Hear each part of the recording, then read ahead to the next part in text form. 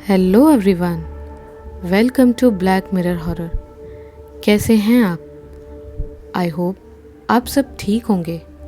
आज मैं आप सभी के लिए एक जिन की खौफनाक कहानी लेकर आई हूँ और उम्मीद करती हूँ कि आपको ये कहानी पसंद आएगी। कहानी पसंद आए तो इस वीडियो को लाइक और चैनल को सब्सक्राइब ज़रूर कीजिएगा और साथ ही बेल आइकन ज़रूर प्रेस कीजिएगा। तो चलिए ज़्यादा देर ना करते हुए शुरू करते हैं हमारी आज की कहानी। घर बहुत खूबसूरत है और काफ़ी बड़ा भी है। कौसर ने पूरे घर का जायज़ा लिया। हाँ बेगम, जैसा तुमने कहा था वैसा ही है ये घर। तुम्हारी पसंद का घर ढूंढने में मेरे पसीने छूट गए और प्रॉपर्टी डीलर ने भी सही दाम लगाए इस घर के, और उसने मुझसे ज़्यादा झिकझिकबाजी भी नहीं करवाई। प्रॉपर्टी डीलर भला आदमी है, लेकिन कुछ ज़्यादा ही सुनसान इलाका है। मुश्किल से 2-3 घर ही हैं यहाँ पर। अब तुम ये मत देखो कि कितना सुनसान इलाका है, ये देखो कि घर तुम्हारी पसंद का है। और जानती हो, यहाँ सबसे पहले बनने वाला घर यही है। अब्बू, कमरे भी बहुत बड़े बड़े हैं, देखिए। मैं तो वो ऊपर वाला बालकनी वाला कमरा लूँगी, राबिया सीढ़ियों से उतरती हुई बोली। नहीं, वो कमरा मेरा है, उस कमरे में मैं रहूँगा। साजिद ने राबिया की चोटी खींची। वो कमरा मुझे पसंद है, इसीलिए वहाँ मैं रहूँगी। राबिया ने अपनी उंगली से अपनी तरफ इशारा किया। मैं तुमसे बड़ा हूँ, इसीलिए उस पर तुमसे पहले मेरा हक है, समझी तुम? साजिद, तुम मुझसे सिर्फ 10 मिनट बड़े हो और तुम इस बात का फ़ायदा मत उठाया करो। राबिया को साजिद की बात सुनकर कुछ ज़्यादा ही गुस्सा आ गया था। वो दोनों जुड़वा थे और 10 मिनट के आगे पीछे दोनों इस दुनिया में आए थे। लड़ो मत तुम दोनों। साजिद, फ़ोन लगाओ अपने भैया भाभी को। कहाँ रह गए वो दोनों? बेगम, वो दोनों आ गए, निजाम ने खिड़की से बाहर देखकर कहा। बाहर एक कार और ट्रक आकर रुका था। साजिद, तुम मेरे साथ आओ, ट्रक से सारा सामान उतरवाना है। वो दोनों दरवाजे से बाहर निकल रहे थे कि अदनान बाहर से भागता हुआ आया और निजाम के पैरों से लिपट गया। दादू, ये हमारा नया घर है, 6 साल के अदनान ने मासूमियत से पूछा। हाँ मेरी जान, अब ये हमारा नया घर है, अब हम सब यहीं रहेंगे। निजाम ने पोते को गोद में उठा लिया। दादू, ये तो बहुत बड़ा है और बाहर ग्राउंड भी बहुत बड़ा है, वहाँ मुझे क्रिकेट खेलने में बहुत मज़ा आएगा। हाँ, तुम यहाँ क्रिकेट आराम से खेल सकते हो, अब तुम्हें यहाँ रोकने वाला कोई नहीं है। साजिद ने भतीजे के बाल बिगाड़े। निजाम ने ट्रक से सारा सामान उतरवा कर घर के अंदर ऐसे ही रखवा दिया। अभी घर की सेटिंग करनी बाकी थी और उसमें काफ़ी वक्त लगता, तो कौसर ने सब काम आराम आराम से करने को कहा था। कौसर ने राबिया और अपनी बहू शाहीन के साथ मिलकर सबसे पहले किचन में कुछ ज़रूरी सामान को सेट किया, ताकि सबके लिए खाने पीने का इंतज़ाम किया जा सके। लंबे सफ़र की वजह से सब काफ़ी थक चुके थे। राबिया सबके लिए चाय बना रही थी।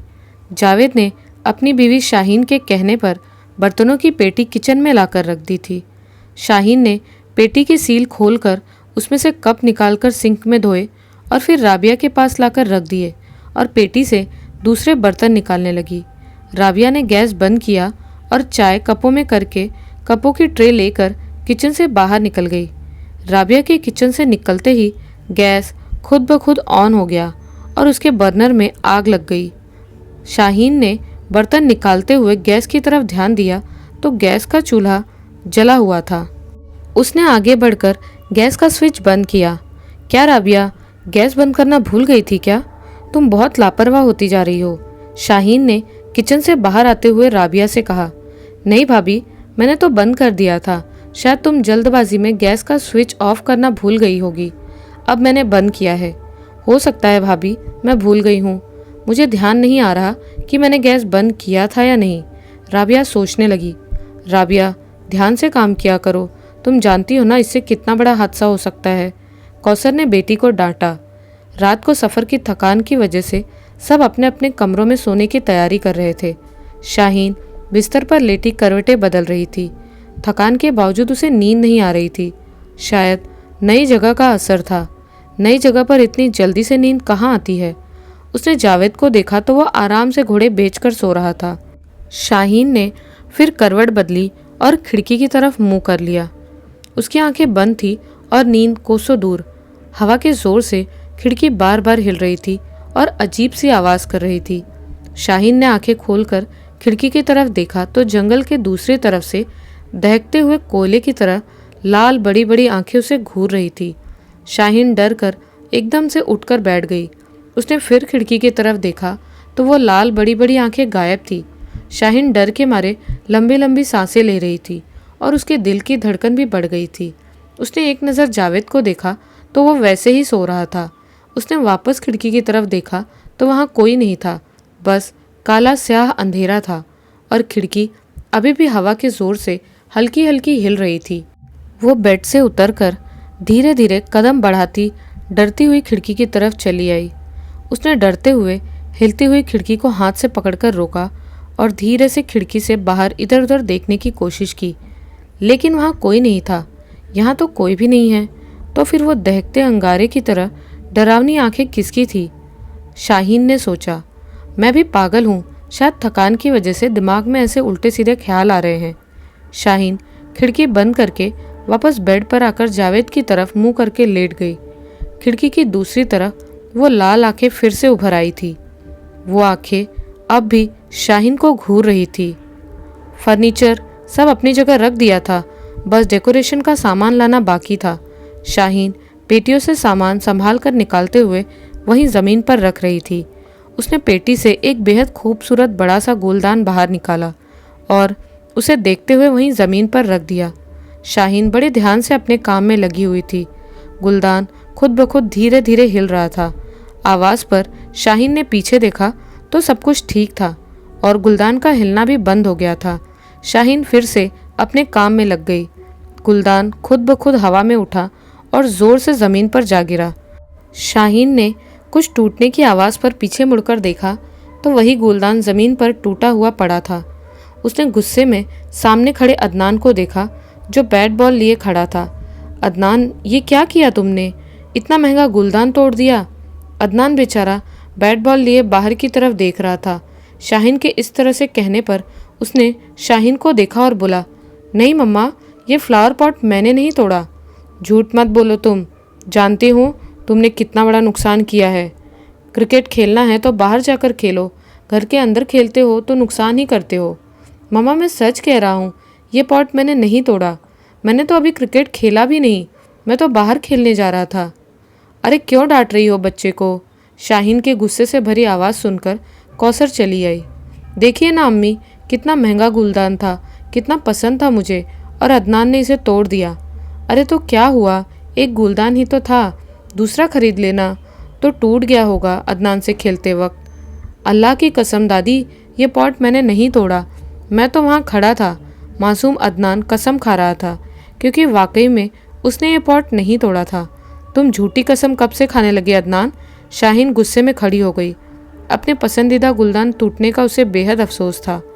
अब क्या बच्चे की जान ही लोगी? जब वो कह रहा है उसने नहीं तोड़ा तो नहीं तोड़ा, हवा से गिरकर टूट गया होगा। कौसर ने अदनान को बाहों में भर लिया। छोड़िए दादी, मम्मा को मेरी बात पर यकीन ही नहीं, मैं बाहर जा रहा हूँ और वहीं खेलूँगा। अदनान कौसर के हाथों से निकलकर बाहर चला गया। अदनान जब यहाँ आया था तो बड़े ग्राउंड को देखकर खुश हो गया था, लेकिन यहाँ उसके साथ खेलने वाला कोई भी नहीं था, इसीलिए वो उदास था। अदनान अकेले ही क्रिकेट खेलने लगा। एक हाथ से बॉल हवा में उछालकर अपने बैट से बॉल को मारता और खुद ही भागकर बॉल को उठा लाता। वो ऐसे ही खेल रहा था। उसने बॉल को फिर से हवा में उछाली तो बॉल हवा में ही रुक गई। अदनान बैट को हवा में उठाए मुंह खुले बॉल को देख रहा था। बॉल अभी भी वैसी ही हवा में लटकी हुई थी। थोड़ी देर बाद बॉल ज़मीन पर टप्पा खाकर फिर से हवा में लटक गई। अदनान बस चुपचाप खड़े हुए सब देख रहा था। फिर एक के बाद एक कई बार बॉल ज़मीन पर टप्पा खाकर हवा में लटक जाती। अदनान कम जहन का जो ये समझ ही नहीं पा रहा था कि ये क्या हो रहा है। उसे तो ये सब जादू लग रहा था और वो ज़ोर ज़ोर से हंसने लगा। तभी वो बॉल ज़ोर से आकर अदनान के सिर पर लगी। वो तो अच्छा था, बॉल सॉफ्ट लेदर की थी जो लगने पर उसे चोट नहीं आई और वो बैट बॉल छोड़कर मम्मा कहते हुए अंदर भागा था। राबिया साजिद के पास अपनी बुक लेने आई थी, लेकिन साजिद म्यूज़िक सुनने में व्यस्त था। उसे राबिया की आवाज़ बिल्कुल भी सुनाई नहीं दे रही थी क्योंकि उसने अपने कानों पर हेडफोन लगा रखे थे। वो डांस करने में बिजी था। साजिद के बच्चे, तुमसे कुछ पूछ रही हूँ, मेरी बुक कहाँ है? राबिया ने साजिद के पास आकर उसका हाथ पकड़कर उसे घुमाया। साजिद ने राबिया को देखकर अपनी आंखें ऊपर चढ़ाई, जैसे पूछ रहा हो क्या बात है। मेरा नॉवेल कहाँ रखा है? राबिया ऊंची आवाज़ में बोली। साजिद को कुछ सुनाई नहीं दिया तो उसने एक बार फिर अपनी आंखों से उससे पूछा। राबिया ने गुस्से में साजिद के कान से हेडफोन उतारकर बेड पर फेंक दिया और उससे अपने नॉवेल के बारे में पूछा। तो इतना चिल्ला क्यों रही हो? अभी देता हूँ, साजिद ने कहा और अलमारी की तरफ मुड़ गया। ये लो अपनी भूतिया नॉवेल, और हाँ, इतना मत पढ़ा करो, यह हॉरर स्टोरी एक दिन तुम खुद चुड़ैल बन जाओगी, साजिद कहकर खुद हंस पड़ा। राबिया को साजिद का हंसना जहर लगा। तू क्या किसी राक्षस से कम है? वो कहते हुए कमरे से बाहर निकल गई और साजिद हेडफोन को वापस कानों पर लगाकर फिर से डांस करने लगा। वो आंखें बंद करके डांस करने में मस्त था कि तभी अचानक हेडफोन की वॉल्यूम हद से ज़्यादा तेज़ हो गई और साजिद ने एक चीख के साथ अपने कान से हेडफोन को उतारकर फेंका था। उसने अपनी दोनों उंगली अपने कानों में डालकर हिलाई थी। उसे ऐसा लग रहा था जैसे कोई चीज़ उसके कानों में घुस गई है। हेडफोन की फुल आवाज़ भी नॉर्मल ही होती है, तो फिर ये क्या था? साजिद सोच में पड़ गया। साजिद ने हेडफोन को उठाकर फिर कान से लगाया तो उसमें नॉर्मल आवाज़ आ रही थी। साजिद फिर से डांस करने लगा। राबिया बेड पर लेटी नॉवेल पढ़ रही थी। उसने एक नज़र पास में लेटे अदनान को देखा और उसको अच्छी तरह से चादर उड़ाई और फिर से पढ़ने में लग गई। राबिया किताब में इतना खोई हुई थी कि उसे ये भी एहसास नहीं हुआ कि कोई उसके पैरों की तरफ से धीरे धीरे चादर खींच रहा है। राबिया ने चादर को खींचकर अपने सीने तक किया और फिर से किताब में गुम हो गई। नॉवेल पढ़ते पढ़ते उसे डर लगने लगा था। वही लाल भयानक आंखें किताब के साइड से झांक कर राबिया को देखने लगी। राबिया की नज़र उन आंखों पर पड़ी तो उसने एकदम किताब अपने सीने पर रखकर सामने और फिर इधर उधर देखा, लेकिन कोई नहीं था। डर के मारे उसका गला भी सूख गया था। उसने किताब बंद करके एक तरफ रख दी और पानी पीने के लिए बोतल उठाई तो बोतल खाली थी। आज बोतल लाना भी भूल गई। राबिया बड़बड़ाते हुए बोतल लेकर उठी और कमरे से बाहर निकलकर किचन की तरफ बढ़ गई। उसने किचन की लाइट जलाई। वो फ्रिज से बोतल निकाल ही रही थी तो उसे ऐसा लगा जैसे उसके पीछे कोई खड़ा है। उसने पीछे मुड़कर देखा तो कोई नहीं था। वो बोतल लेकर किचन से निकलकर अपने कमरे की तरफ जा रही थी तो उसे सीढ़ियों पर रेलिंग को पकड़े एक साया बैठा दिखाई दिया। वही आग निकलती हुई बड़ी बड़ी लाल आंखें और लंबे लंबे सफ़ेद नाखून वाला साया उसे ही देख रहा था। राबिया देखकर डर गई। घर में हल्का अंधेरा था और अंधेरे में लाल आंखें साफ दिखाई दे रही थी। कौन है वहाँ? राबिया बोली। वो डरते हुए सीढ़ियों की तरफ बढ़ी, लेकिन अगले ही पल वो साया गायब हो चुका था। वहाँ किसी को ना पाकर राबिया ने अपने सिर पर हाथ मारा और वो जैसे ही मुड़ी तो उसे अपने चेहरे के बिल्कुल पास वही लाल आंखों वाला डरावना चेहरा दिखाई दिया। डर से राबिया की एकदम चीख निकल गई और वो बस चिल्लाती ही जा रही थी। राबिया की चीख सुनकर सभी लाइट जलाकर बाहर आए, मगर राबिया अपने कानों पर हाथ रखे अभी भी चीख रही थी। राबिया, राबिया, राबिया, होश में आओ, मैं हूँ तुम्हारी अम्मी। जब राबिया चुप नहीं हुई तो कौसर ने उसे कंधों से पकड़कर झंझोड़ दिया। क्या हुआ? क्यों चीख रही हो? राबिया ने सबको देखा। सब उससे एक ही सवाल कर रहे थे, लेकिन उसके गले से तो आवाज़ ही नहीं निकल रही थी। ये तुम्हें इतना पसीना क्यों आ रहा है? शाहीन ने राबिया के बिखरे बाल पीछे करके उसके माथे से पसीना पोंछा। भाभी वो, अरे कुछ बोलोगी भी? क्या हुआ? अम्मी, वहाँ सीढ़ियों पर मैंने भूत को देखा, राबिया ने डरते हुए बताया। उसकी बात सुनकर साजिद ज़ोर से हंसा। मैं सच कह रही हूँ, वहाँ सीढ़ियों पर एक साया बैठा था जिसकी बड़ी बड़ी लाल आंखें और लंबे लंबे नाखून थे। वो मुझे ही घूर रहा था। अम्मी, इसने फिर कोई हॉरर स्टोरी पढ़ी होगी। उसी का असर है जो इसके दिमाग में उल्टे सीधे ख्याल आ रहे हैं, साजिद ने हंसते हुए कहा। मैं बिल्कुल सच कह रही हूँ, वो साया वहाँ था, लेकिन फिर वहाँ से गायब होकर वो बिल्कुल मेरे सामने खड़ा था, जिसे देखकर मैं डर गई थी। राबिया, ये तुम्हारा वहम होगा बेटा, ऐसा कुछ भी नहीं है, निजाम बोले। अब्बू, शायद राबिया ठीक कह रही है। क्योंकि जिस दिन हम यहाँ आए थे उस दिन रात को मैंने भी खिड़की से बाहर लाल बड़ी बड़ी डरावनी आंखें देखी थी। शाहीन बोली। तुम भी ना शाहीन, कुछ भी बोल रही हो, ये तो है ही पागल जो पूरे दिन किताबों में घुसी रहती है। जावेद ने कहा। देखो बच्चों, ऐसा कुछ भी नहीं है, ये सिर्फ थकान की वजह से हो रहा है। काम बहुत है ना घर में, इसलिए। जाओ सब अपने कमरों में आराम से सो जाओ। कौसर ने सबको अपने अपने कमरे में भेजा। राबिया साजिद से दीवार में ड्रिल मशीन से छेद करवा रही थी, उसे पेंटिंग जो लगानी थी, और साजिद ड्रिल मशीन लिए स्टूल पर खड़ा था। राबिया प्लग को देखो, शायद वो ठीक तरह से नहीं लगा, मशीन में करंट नहीं आ रहा है।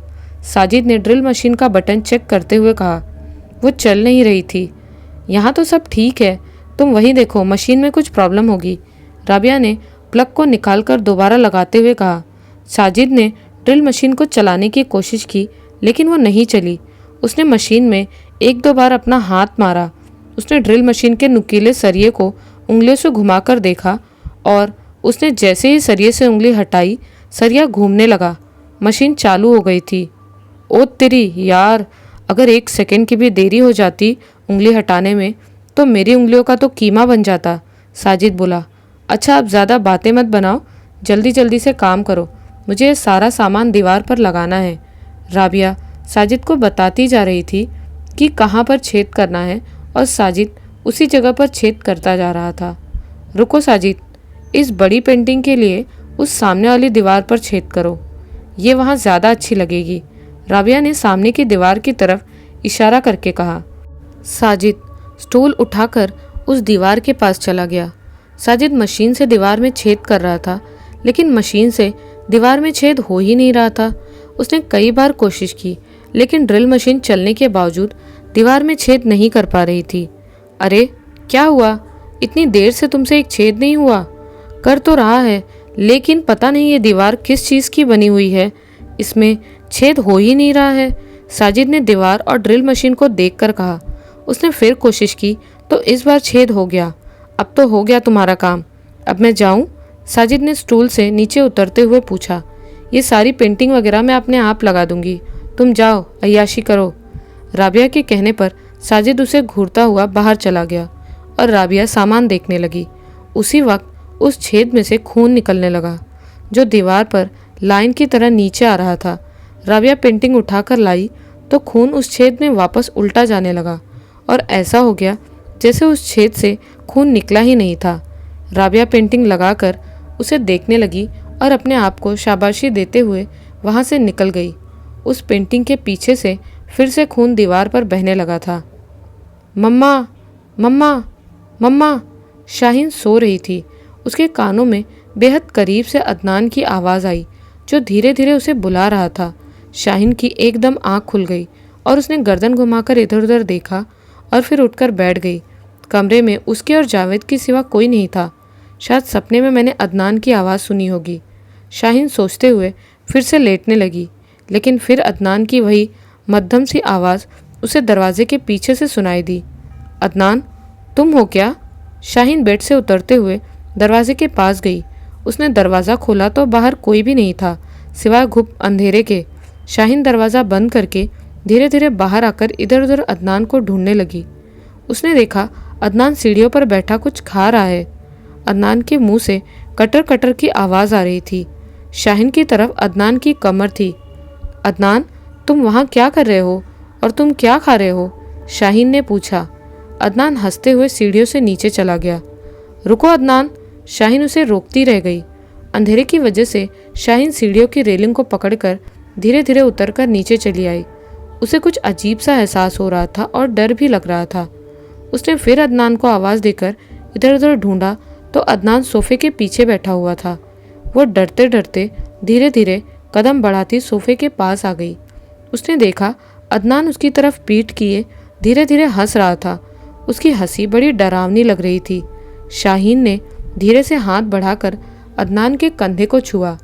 अदनान ने शाहीन की तरफ गर्दन घुमाकर देखा तो उसकी आंखें लाल अंगारा बनी हुई थी और वो बड़ी डरावनी हंसी हंस रहा था। शाहीन के डर के मारे हल्की सी चीख निकली और वो पीछे की तरफ हुई तो राबिया ने शाहीन को कंधे से पकड़ा और वो फिर से डर गई। क्या हुआ भाभी? आप चीखी क्यों? राबिया ने डरी सहमी शाहीन को देखकर पूछा। अदनान, उसे पता नहीं क्या हो गया है। शाहीन के शब्द टूट रहे थे। भाभी, वो ठीक है और उसे क्या होना है, वो तो कमरे में सो रहा है। राबिया ने शाहीन की बात का जवाब दिया।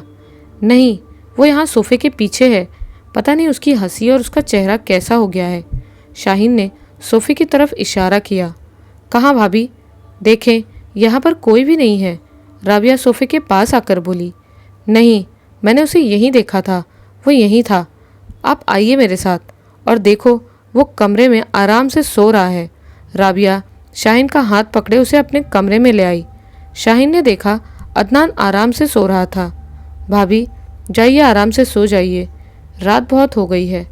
राबिया की बात पर शाहीन अदनान को देखती अपने कमरे में चली गई और कोने में पर्दे के पास खड़ा लाल लाल बड़ी आंखों वाला अदनान अब भी हंस रहा था, जो अदनान था ही नहीं। अगले दिन शाहीन ने रात वाली सारी बात कौसर को बताई और कहा कि ज़रूर इस घर में रूहानी ताकतों का साया है, लेकिन कौसर ने शाहीन की बातों पर ज़्यादा ध्यान नहीं दिया। राबिया शीशे में देखती बालों में कंघा कर रही थी। उसने अपने रेशमी बालों को हाथों में लेकर सूंघा और फिर से उनमें कंघा करने लगी। वो कंघा करते शीशे में अपने आप को देख ही रही थी कि उसने देखा शीशे में उसके हाथ चलते हुए दिखाई नहीं दे रहे थे, बल्कि शीशे में दिखती उसकी आकृति सीधी खड़ी उसे मुस्कुरा कर देख रही थी। उसने अपने हाथों को हिलाया और बाल पीछे किए, लेकिन शीशे में ऐसा कुछ भी दिखाई नहीं दे रहा था। वह आकृति अब भी उसे देखकर मुस्कुरा रही थी। उसके हाथ से कंघा छूटकर नीचे ज़मीन पर गिर गया। राबिया ने डरते हुए धीरे से अपना हाथ शीशे की तरफ बढ़ाया, लेकिन उसका हाथ शीशे के अंदर पार हो गया। उसने एकदम अपना हाथ वापस खींचा और डरती हुई 2 कदम पीछे हटी। उस आकृति ने शीशे से अपना सिर बाहर निकाला और उसकी मुस्कुराहट और गहरी हो गई। फिर वह आकृति पूरी बाहर निकल आई। ये देखकर राबिया और डर गई। वो पसीना पसीना हो रही थी। अपने सामने अपने जैसी लड़की को देखकर उसकी सांसें तेज चल रही थी। वो लड़की शैतानी मुस्कुराहट लिए राबिया की तरफ बढ़ रही थी और फिर बिल्कुल राबिया के सामने आकर खड़ी हो गई। राबिया आंखें फाड़े बस उसे देखती ही जा रही थी। उस लड़की ने एकदम राबिया का हाथ पकड़ लिया। राबिया ने अपना हाथ पकड़े उसका हाथ देखा तो वह धीरे धीरे सफ़ेद हो रहा था और उसके नाखून भी बड़े हो रहे थे। देखते देखते उस लड़की का पूरा रंग सफ़ेद हो गया। उसका चेहरा भी बदलकर भयानक हो गया। लंबे बाल बिखर गए थे और बालों के पीछे से वही लाल दहकती हुई बड़ी बड़ी आंखें राबिया को घूर रही थी। उस लड़की का असली रूप देखकर राबिया चीख उठी। अम्मी, अब्बू! वो डर के मारे चीख रही थी और उससे अपना हाथ छुड़ाने की कोशिश कर रही थी। भयानक चेहरे वाली लड़की अपनी गर्दन टेढ़ी कर करके मुस्कुरा के राबिया को देख रही थी। राबिया चीखे जा रही थी। राबिया को ऐसा लग रहा था जैसे उसके हाथ पर किसी ने गर्म सरिया रख दिया हो। राबिया की आवाज़ सुनकर सभी उसके कमरे की तरफ भागे। भयानक चेहरे वाली लड़की ने राबिया का हाथ छोड़ दिया। राबिया जल्दी से दरवाजे की तरफ भागी। राबिया चीखती हुई दरवाज़ा खोलने की कोशिश कर रही थी, लेकिन दरवाज़ा खुद ब खुद लॉक हो गया था। दूसरी तरफ बाकी घर वाले भी दरवाज़ा बाहर से खोलने की कोशिश कर रहे थे। राबिया की चीखें सुनकर उसे आवाज़ें देते दरवाजे को पीट रहे थे। भैया, दरवाज़ा खोलिए, दरवाज़ा खोलिए! राबिया चीखे जा रही थी और वो लड़की शैतानी हंसी हंस रही थी। राबिया चीखती बार बार पीछे भी देख रही थी।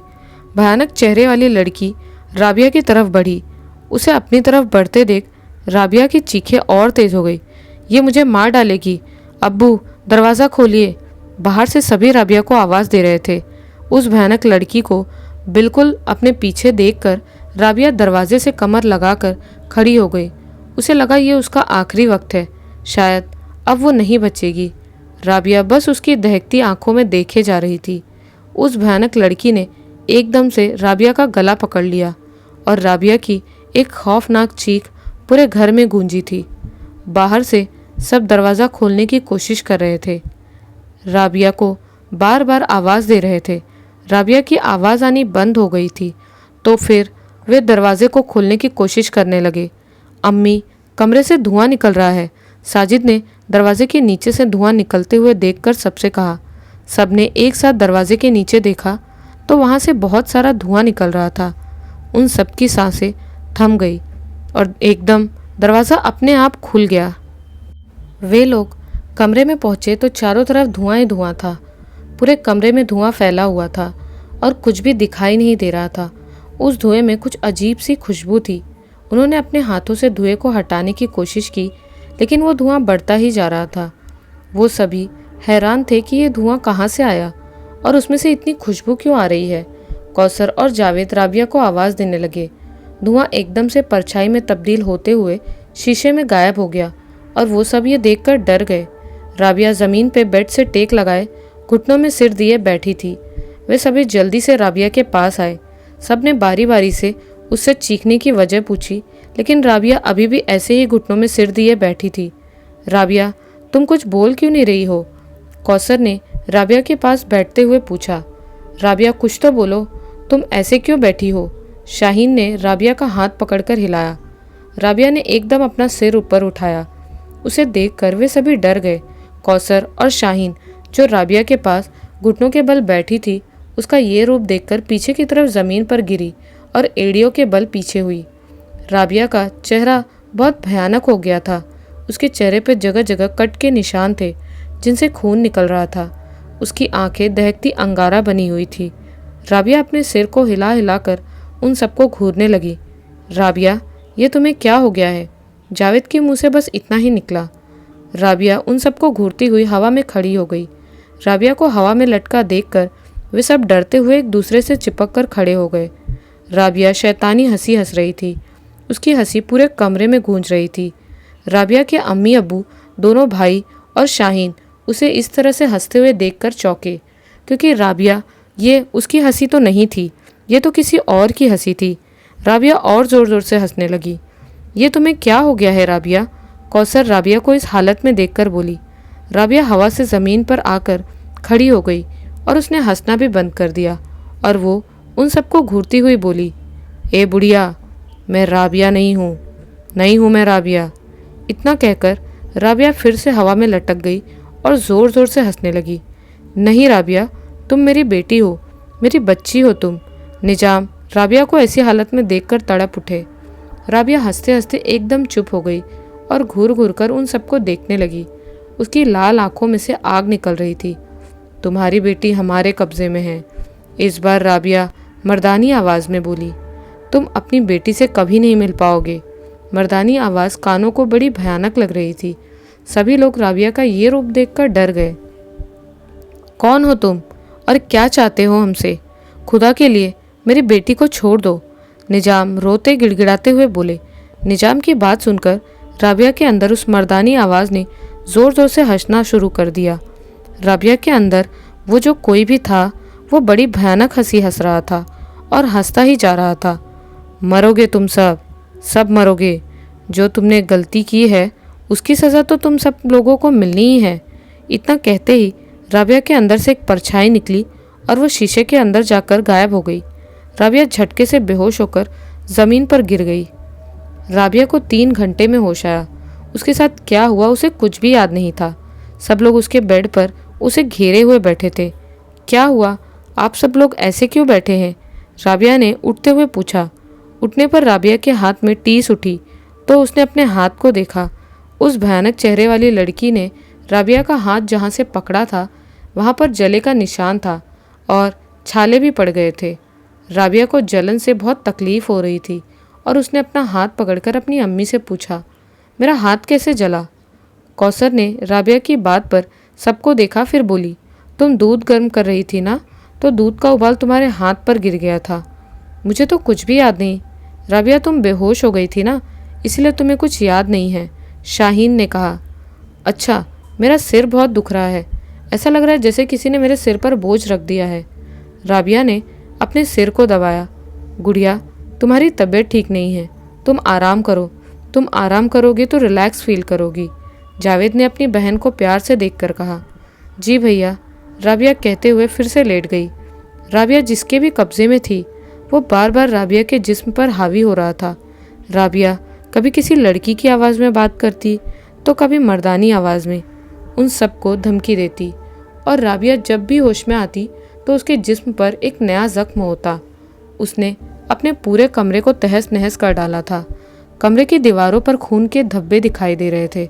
राबिया की ऐसी हालत देखकर जावेद ने मस्जिद के बड़े मुफ्ती साहब से बात की। मुफ्ती साहब ने जावेद से वादा किया कि वो घर आकर देखेंगे कि माजरा क्या है। मुफ्ती साहब घर के बीचों बीच खड़े घर के चारों कोनों को बड़े गौर से देख रहे थे, जैसे कुछ जानना चाहते हों। घर के सभी लोग एक कोने में खड़े थे। मुफ्ती साहब सीढ़ियों के पास जाकर कुछ देर खड़े हो गए और फिर वापस अपनी जगह पर आ गए। मुफ्ती साहब की आंखें बंद थी और होठ हिल रहे थे। वे शायद कुछ पढ़ रहे थे और उन्होंने एकदम अपनी आंखें खोली। मुफ्ती साहब ने मुड़कर निजाम की तरफ देखा और बोले, इस घर में जिन्नात का बसेरा है। जिन्नात रहते हैं यहाँ पर और तुम्हारी बेटी पर वही हावी होते हैं। मुफ्ती साहब की बात सुनकर सब डर गए। जिन्नात? ये आप क्या कह रहे हैं मुफ्ती साहब? हमारे घर में जिन्नात? मुफ्ती साहब की बात सुनकर डरे सहमे खड़े सभी लोगों को देखकर निजाम ने मुफ्ती साहब से कहा, हाँ, और एक नहीं कई जिन्नात रहते हैं तुम्हारे घर में। मुफ्ती साहब ने अपने हाथ से पूरे घर की तरफ इशारा किया। मुफ्ती साहब, मेरी बच्ची को बचा लीजिए। निजाम रोने लगे। घबराओ नहीं, उस जिन्नात से मैं तुम्हारी बच्ची को छुड़ाऊंगा। मैं उसे इतना मजबूर कर दूंगा कि उसे तुम्हारी बच्ची को छोड़ना ही पड़ेगा। मुफ्ती साहब ने कहा, तो तू मुझे मजबूर करेगा? कहीं से गुर्राती हुई आवाज़ आई। मुफ्ती साहब के साथ सभी ने इधर उधर देखा, लेकिन सबको सिर्फ आवाज़ ही सुनाई दे रही थी। क्या तुझमें इतनी हिम्मत है कि तू हम जिन्नातों का सामना कर सके? वही मर्दानी आवाज़ एक बार फिर आई। उस आवाज़ में गुर्राहट के साथ गुस्सा भी था। इधर उधर क्या देख रहे हो? मैं यहाँ हूँ, ऊपर। सब ने एक साथ सिर उठाकर ऊपर देखा तो राबिया छत से लगी लेटी हुई थी। उसके हाथ और बाल नीचे लटक रहे थे। बालों के पीछे से झांकती उसकी लाल आंखें मुफ्ती साहब को घूर रही थी। देखते ही देखते राबिया ऐसे ही लेटे लेटे छत का गोल गोल घूमकर चक्कर लगाने लगी। घर के सभी लोग उसे देखकर डर गए। वो बड़ी भयानक लग रही थी। हाँ, मैं तुझे कैद करूँगा और अगर तू अपना भला चाहता है तो छोड़ दे इस बच्ची को। मुफ्ती साहब की बात पर राबिया के अंदर घुसा जिन्नात शैतानी हंसी हंसा। तू एक मामूली सा इंसान मुझे कैद करेगा? उससे पहले मैं तुझे खत्म कर दूंगा। इन लोगों के साथ तू भी मरेगा। इतना कहते ही उस जिन्नात ने मुफ्ती को अपनी ताकत से पीछे की तरफ धकेला और मुफ्ती साहब पीछे की तरफ हवा में उछलते हुए पिलर से जाकर टकराए और ज़मीन पर गिर गए।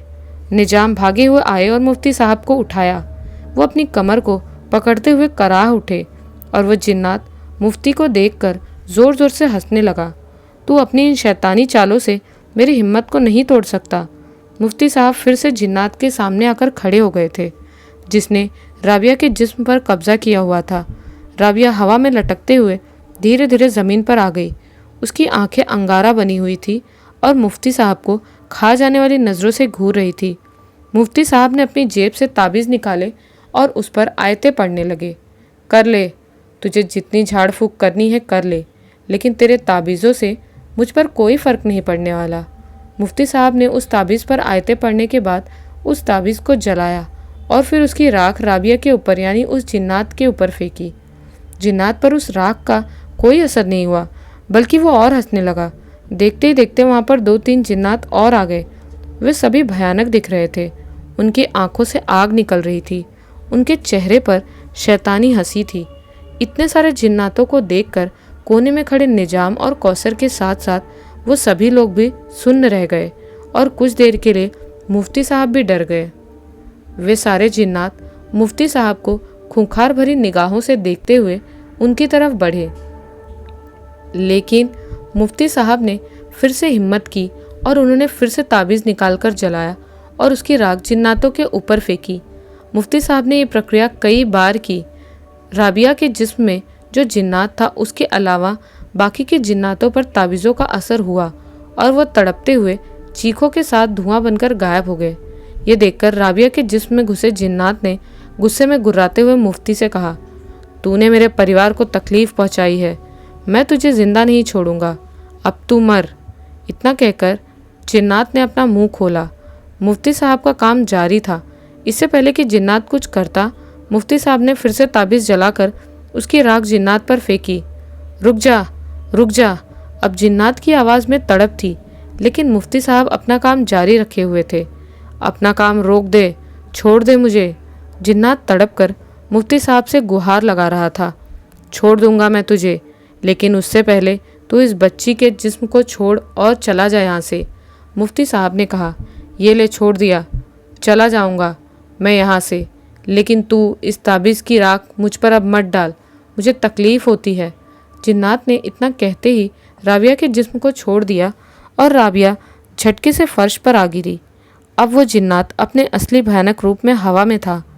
अब तू इस परिवार को कभी परेशान नहीं करेगा और यहाँ से हमेशा के लिए चला जाएगा। मुफ्ती साहब ने कहा, जा रहा हूँ मैं यहाँ से हमेशा के लिए। इतना कहते ही वो जिन्नात धुआं बनकर हवा में गायब हो गया। मुफ्ती साहब ने आंखें बंद करके कुछ महसूस किया और आंखें खोलकर निजाम से बोले, निजाम, अब वो जिन्नात यहाँ से हमेशा के लिए जा चुका है। आपकी बेटी और आप सब लोग अब उस जिन्नात से महफूज हैं। इतना सुनते ही सब लोग राबिया के पास आए और निजाम ने मुफ्ती साहब के पास आकर उनके हाथ चूमकर उनका शुक्रिया अदा किया। वे सभी राबिया को जगाने की कोशिश कर रहे थे, लेकिन वो बेहोश थी। अचानक शाहीन चीख उठी। उसके चीखने पर सब ने शाहीन को देखा और फिर वहाँ जहाँ शाहीन देख रही थी, साजिद बेहोशी की हालत में हवा में लटका हुआ था। साजिद! सब साजिद को देखकर एक साथ चीखे। मुफ्ती साहब भी साजिद को देख रहे थे। तभी जिन्नात की भयानक हंसी हवा में गूंजी। वो हंसता ही जा रहा था। तुझे क्या लगा मुफ्ती, तेरे ताबीज़ों से मैं डर गया? जिन्नात गुर्राते हुए बोला, तू मेरा कुछ नहीं बिगाड़ सकता। मैं कोई मामूली जिन्नात नहीं हूँ, हज़ारों साल पुराना जिन्नात हूँ मैं। जिन्नात की भयानक और रौबदार आवाज़ हवा में गूंज रही थी। मुफ्ती साहब के साथ सभी साजिद को देखते हुए जिन्नात की बात सुन रहे थे। ले जा रहा हूँ मैं इस लड़के को अपने साथ, अब तुम इस लड़के को कभी नहीं देख पाओगे। जिन्नात ने गुर्राते हुए कहा, नहीं, छोड़ दो मेरे बेटे को। कौसर जिन्नात की बात सुनकर चीखती हुई साजिद के पास भागी। रुक जाओ, वहाँ खतरा है। कौसर को साजिद के पास जाते देख मुफ्ती साहब चीखे, लेकिन बहुत देर हो चुकी थी। देखते ही देखते कौसर के दुपट्टे ने कौसर के गले में फंदा बनाकर कौसर को ऊपर खींचना शुरू कर दिया। ये देखकर वहाँ चीखों पुकार मच गई। गले में फंदा लगने से कौसर तड़पने लगी। उसकी आंखें बाहर को निकल आई। कौसर की ऐसी हालत देखकर निजाम और जावेद जिन्नात से कौसर की ज़िंदगी की भीख मांगने लगे, लेकिन जिन्नात शैतानी हंसी हंसे जा रहा था। कौसर की रूह कौसर के जिस्म को छोड़ चुकी थी और जिन्नात साजिद को लेकर वहाँ से गायब हो गया। उस घर में मातम छा गया था। सबकी हालत बेहद ख़राब थी। राबिया को तो मालूम ही नहीं था कि ये सब कैसे हुआ। शाम को कौसर की मैयत को उठाया गया और कब्रिस्तान ले जाकर सुपुर्दे खाक किया गया। मुफ्ती साहब बहुत परेशान थे। आखिर उनसे इतनी बड़ी गलती कैसे हो गई? उन्हें सबसे पहले इस परिवार की हिफाजत का कोई तरीका ढूंढना चाहिए था। 2 दिन हो गए कौसर को दफनाए हुए। जिन्नात ने उन लोगों को दोबारा परेशान नहीं किया था और साजिद का भी कुछ पता नहीं था। निजाम ने मुफ्ती साहब से गुहार लगाई कि वो अपनी बीवी को तो खो चुके हैं, लेकिन किसी भी तरह से उनके बेटे को बचा लो। तो मुफ्ती साहब ने कहा, वो जिन्नात बहुत ताकतवर है, मैं उसका सामना नहीं कर सकता, लेकिन मैं एक ऐसे शख्स को जानता हूँ जो तुम्हें और तुम्हारे परिवार को इस मुसीबत से निकाल सकते हैं। कौन है वो? निजाम ने बड़ी बेसब्री से उस शख्स के बारे में पूछा। पीरज़ादा साहिब। पीरज़ादा साहिब ही तुम्हें इस जिन्नात से बचा सकते हैं। वे ज़्यादातर इबादत में मशरूफ़ रहते हैं, बहुत कम लोगों से मिलते हैं पीरज़ादा साहिब। तुम उन्हें अपनी परेशानी के बारे में बताओगे तो वो तुम्हारी मदद ज़रूर करेंगे। मुफ्ती साहब ने कहा, कहाँ मिलेंगे पीरज़ादा साहिब? निजाम जल्द से जल्द पीरज़ादा साहिब से मिलकर अपने परिवार को जिन्नात से बचाना चाहते थे। यहाँ से 1.5 घंटे की दूरी पर एक मज़ार है, वे वहीं मज़ार पर रहते हैं। उसके बाद मुफ्ती साहब और निजाम पीरज़ादा साहिब से मिलने के लिए मज़ार के लिए निकल गए। जाने से पहले मुफ्ती साहब ने घर के सभी लोगों को ताबीज़ दिए और कहा, इन ताबीज़ों को अपने गले में डाल लो। इनके रहते वो जिन्नात तुम्हारा कुछ नहीं बिगाड़ सकेंगे। भले ही मैं जिन्नात को काबू में नहीं कर सका, लेकिन मेरे ताबीज़ जिन्नात से तुम्हारी हिफाजत करेंगे। निजाम कार ड्राइव कर रहे थे।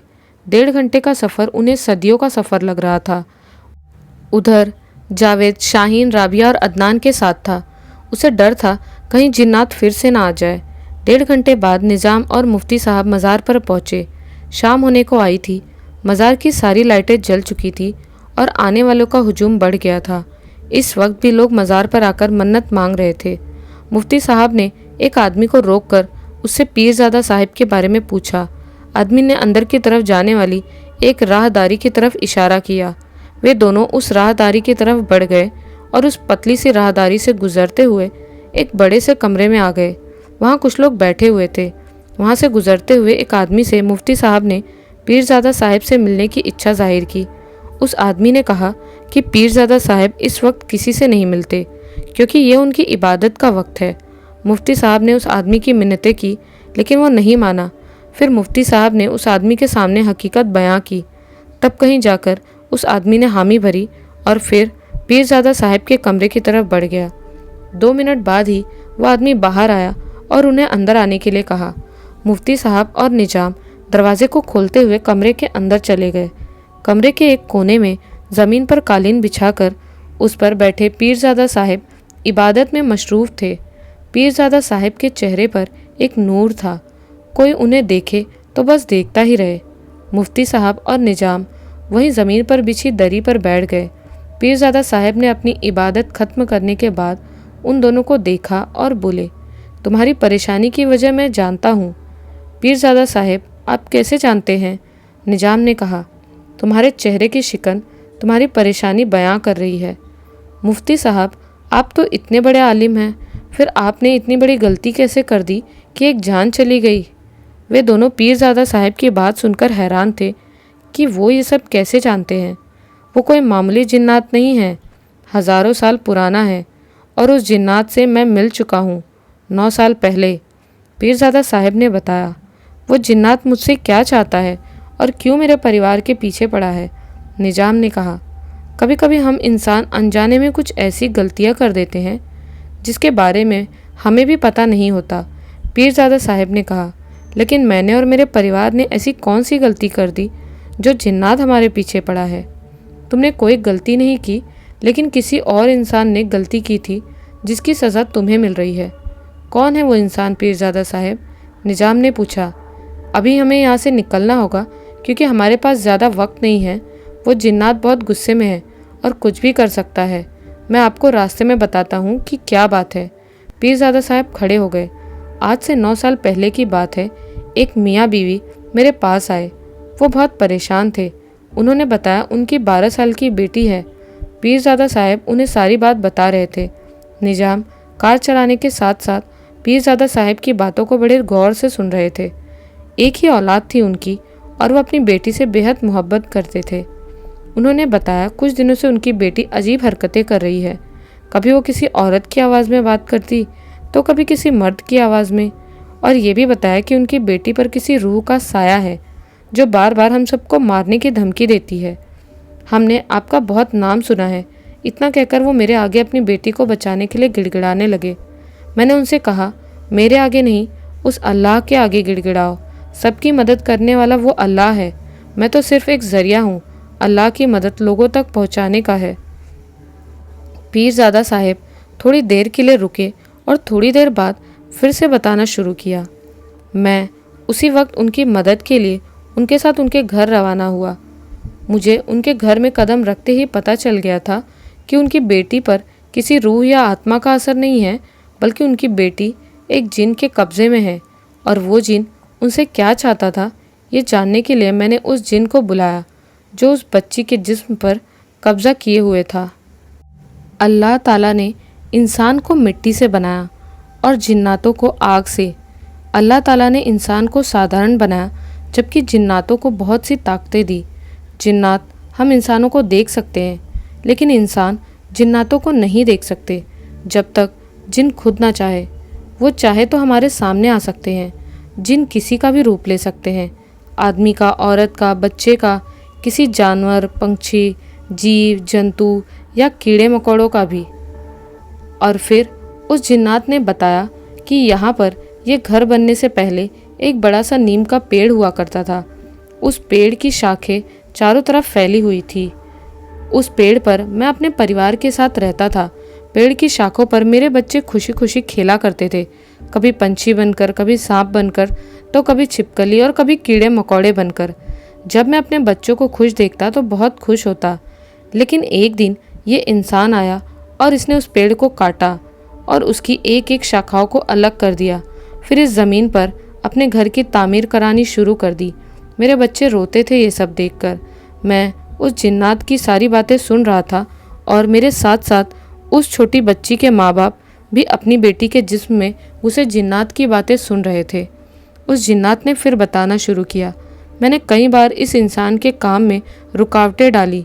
जब घर की छत डाली गई तो मैंने वो छत कुछ देर बाद ही गिरा दी, जिसमें 2 मजदूर दबकर मारे गए।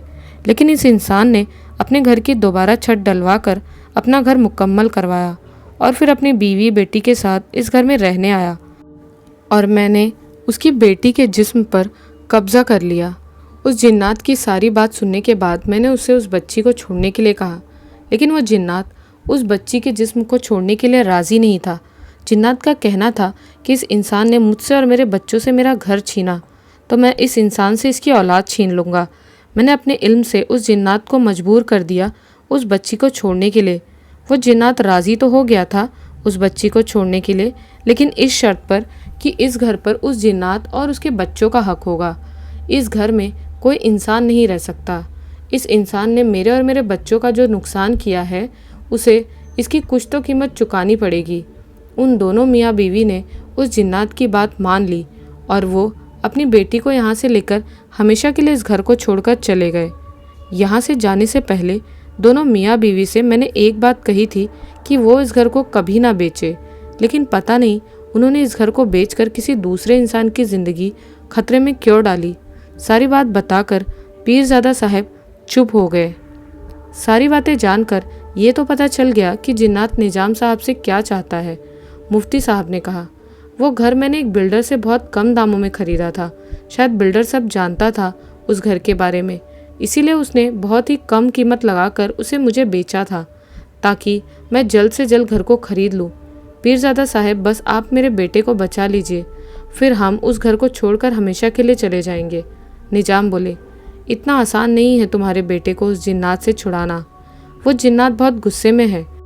आम तौर पर जिन्नात किसी इंसान पर भरोसा नहीं करते, लेकिन मेरे कहने पर उसने एक इंसान पर भरोसा किया था, इसीलिए अब बहुत मुश्किल होगा उस जिन्नात को काबू में करना। पीरज़ादा साहब ने कहा, आपके लिए कुछ भी नामुमकिन नहीं है पीरज़ादा साहब, खुदा के लिए मेरे बेटे को बचा लीजिए।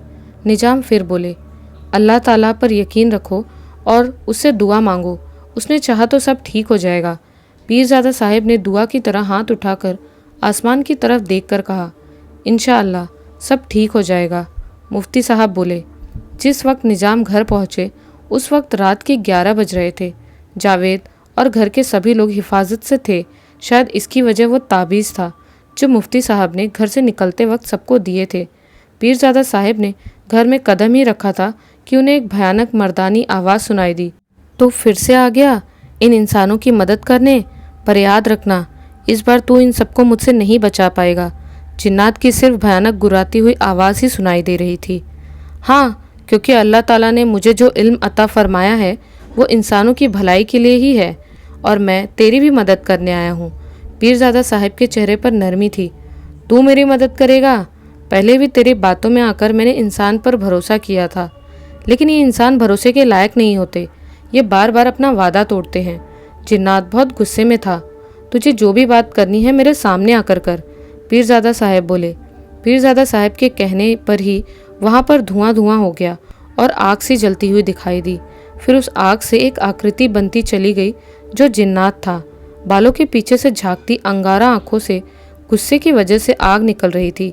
जिन्नात के आते ही वहाँ पर एक अजीब सी खुशबू फैल गई। देख, तू उस बच्चे को छोड़ दे जो तेरे कब्जे में है। तेरे साथ जो कुछ भी हुआ उसमें इन लोगों की कोई गलती नहीं है। पीरज़ादा साहब अब भी उस जिन्नात से नरमी से बात कर रहे थे और एक कोने में मुफ्ती साहब, निजाम और बाकी सब लोग जिन्नात और पीरज़ादा साहब की बातें सुन और देख रहे थे। उस लड़के को तो अब तुम भूल ही जाओ, क्योंकि वो अब हमारी दुनिया में हमारे साथ रहेगा। तू मुझे गुस्सा मत दिला, अभी तक मैं तुझसे नरमी से बात कर रहा हूँ। तू पहले ही इस परिवार के एक सदस्य की जान ले चुका है, लेकिन अब नहीं। पीरजादा साहब को जिन्नात की बात सुनकर गुस्सा आ गया। जिन्नात को जो जगह पसंद आती है वे वहाँ रहते हैं। कब्रिस्तान में, खाली मैदान में, पेड़ों पर, और कुछ जिन्नात इंसानों के साथ उनके घरों में भी रहते हैं। जिन्नातों के भी परिवार होते हैं।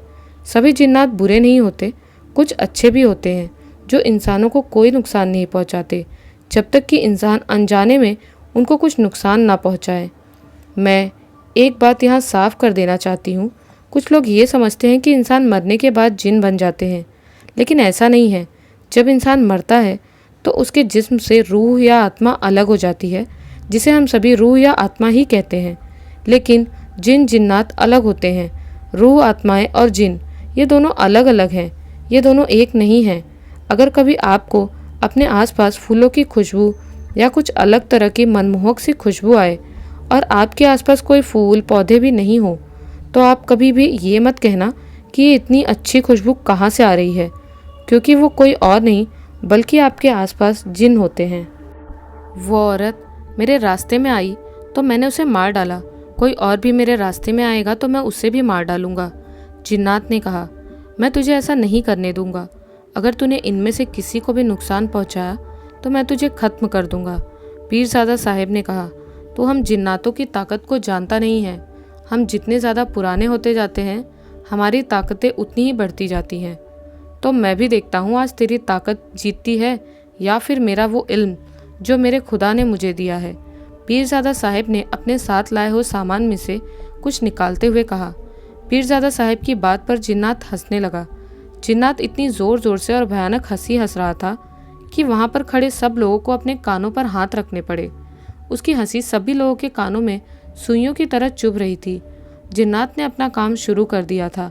पीरजादा साहब ने अपने थैले से कुछ मोती निकाले और उन पर कुछ पढ़कर जिन्नात के ऊपर डाली। चूँकि मोती बारिश की पहली बूंद से बनती है और पानी से ही आग बुझाई जाती है और जिन्नात आग से बने होते हैं, तो उस जिन्नात पर उन मोतियों का असर हुआ। उस जिन्नात ने गुस्से में पीरजादा साहब की तरफ देखा। जिन्नात के मुंह से घुर्राने की आवाज़ आ रही थी। क्या तू भी इन लोगों के साथ मरना चाहता है? जिन्नात गुस्से में पीरजादा साहब से बोला, अगर तेरी ऐसी ही ख्वाहिश है तो तू भी मर, मैं तुझे जलाकर राख कर दूंगा। इतना कहकर जिन्नात ने पीरजादा साहब की तरफ अपने मुंह से आग निकाली। पीरजादा साहब के होंठ बराबर हिल रहे थे, वे कुछ पढ़ रहे थे। पीरजादा साहब ने अपने हाथ में तस्बीह लेकर उस आग को रोका। जिन्नात का ये वार खाली गया। देख, तू उस बच्चे को छोड़ दे, फिर जो तू चाहता है वही होगा। ये लोग इस घर को छोड़ने के लिए तैयार हैं और ये यहाँ से चले जाएंगे, फिर ये घर तेरा और तेरे बच्चों का ही होगा। पीरजादा साहब ने कहा। लेकिन जिन्नात कोई बात मानने को तैयार नहीं था। वो तो बस निजाम और उसके परिवार को ख़त्म करना चाहता था। अगर तू नहीं मानेगा तो मैं तुझे ख़त्म कर दूंगा। पीरजादा साहब ने अपने थैली से एक बोतल निकाली। तो तू मुझे इस बोतल में कैद करेगा? इतना कहकर जिन्नात ज़ोर ज़ोर से हंसने लगा। मैं कोई छोटा जिन्नात नहीं हूँ जो तू मुझे कैद करेगा। मैं तुझे कैद नहीं करूँगा, बल्कि तुझे हमेशा के लिए ख़त्म कर दूँगा। ये बोतल मामूली नहीं है, इसमें तेरी जान बंद है। इसमें आबे जमजम का पाक पानी है, जिसकी एक बूंद ही तुझे ख़त्म करने के लिए काफ़ी है। पीरजादा साहब ने कहकर बोतल का ढक्कन हटाया। ढक्कन के हटते ही जिन्नात के मुंह से अजीब अजीब सी आवाज़ें आने लगी, जैसे वो किसी तकलीफ़ में हो। बंद कर दे इस बोतल को, इसके पाक पानी की आंच मुझ तक आ रही है, मैं ठंडा पड़ रहा हूँ। जिन्नात की आवाज़ में तड़प थी। नहीं करूँगा इसे बंद, बल्कि इसकी बूंद को तेरे ऊपर डालकर तेरे जिस्म को हमेशा के लिए ठंडा कर दूंगा। तेरा वजूद हमेशा के लिए ख़त्म हो जाएगा। पीरजादा साहब ने कहा। नहीं नहीं, इस पाक पानी को मुझ पर मत डालना, ये पानी मुझे तहस नहस कर डालेगा। मैं इनके बेटे को छोड़ने को तैयार हूँ, तो इस बोतल के मुंह को बंद कर दे। जिन्नात परछाई में तब्दील हो गया था और वो परछाई हिल रही थी। ठीक है, छोड़ दे इनके बेटे को। पीरजादा साहब ने बोतल का मुंह बंद किया। लेकिन मैं कैसे मान लूँ कि यहाँ से जाने के बाद ये फिर कभी मुझे और मेरे परिवार को परेशान करने के लिए इस घर में नहीं आएंगे? जिन्नात की परछाई धीरे धीरे हिल रही थी। तुझे मेरी बात पर यकीन तो करना ही होगा। मैं तुझसे वादा करता हूँ, ये यहाँ फिर कभी नहीं आएंगे।